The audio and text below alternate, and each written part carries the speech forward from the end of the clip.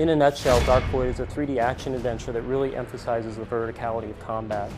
What that really means is that we're taking full advantage of the playfield. You know, Ed Fries actually made a good point. He said, you know, a lot of third-person shooters kind of have a character, a third-person character with kind of a camera orb around it. And what happens is the camera, when you look up, can't really track, or you can't really have gameplay above the player. So as a result, the designer really has to stay constrained in a horizontal field. What we're doing with Dark Void is with vertical combat, with the grip system, with UFOs, with the jetpack, we're really opening up the playfield to the player. And I think it's really an experience that people kind of wonder, why hasn't this been done before?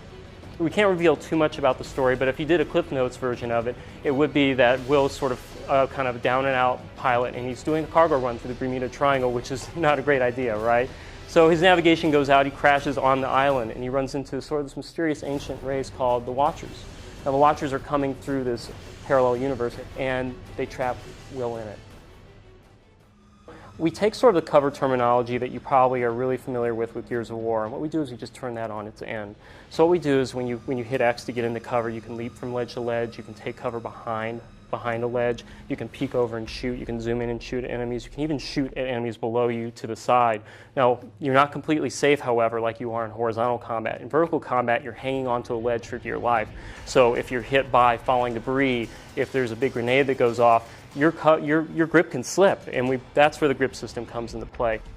The other thing is you have a lot of options. You can jump off of that vertical cover and make yourself more vulnerable with the jetpack. You're very nimble and fast in that state, but you're also very vulnerable. You know, the Watchers can look up at you and shoot at you. You're vulnerable to all sorts of sort of anti-aircraft fire. But then what you can do is, you know, you might want something a little meatier, so you can kind of reach out and grab a UFO, and that's where our grip system also comes into play. You can kind of hang around the outside of that UFO and navigate around it while you're taking out key systems of the UFO, which then let you enter it and then use it.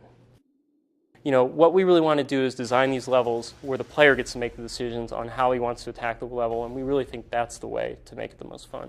Creating an all-new IP and universe from scratch is a daunting task, and it was really interesting to kind of work with Nathan Crowley, who worked on Batman Begins, The Dark Knight. You know, he redesigned the Tumbler, and kind of work with us on kind of just showing how to make that world come together. We had a lot of great ideas. Airtight have a very talented art staff, as you can see from the game, but bringing in that outside opinion and working with them and getting a different thought process really, I think, pushed Dark Void over the top, and now we can take cues from that and, you know, run with it. There's two huge moments that I think are the most kick-ass things about this game. The first is in vertical cover, when you kind of fly up and you reach out and grab a Watcher and you throw him down the cliff face, and you get to watch him sort of plinko his way down off of cliffs. The other thing is the first time that you hit that button to ignite the jetpack and he goes flying. You know, the animators at Airtight are so awesome at making Will feel like he's a normal guy with this crazy dangerous thing strapped to his back.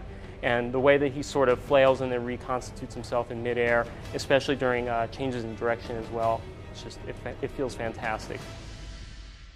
I think what makes Dark Void an adventure title is the story, you know, and just going through the story and the user living the story. You know, Airtight likes to think of story and gameplay as one, and I think the adventure kind of comes from kind of the trials and tribulations that Will has to go through and the choices he has to make in accompaniment with the user choices that they have to make.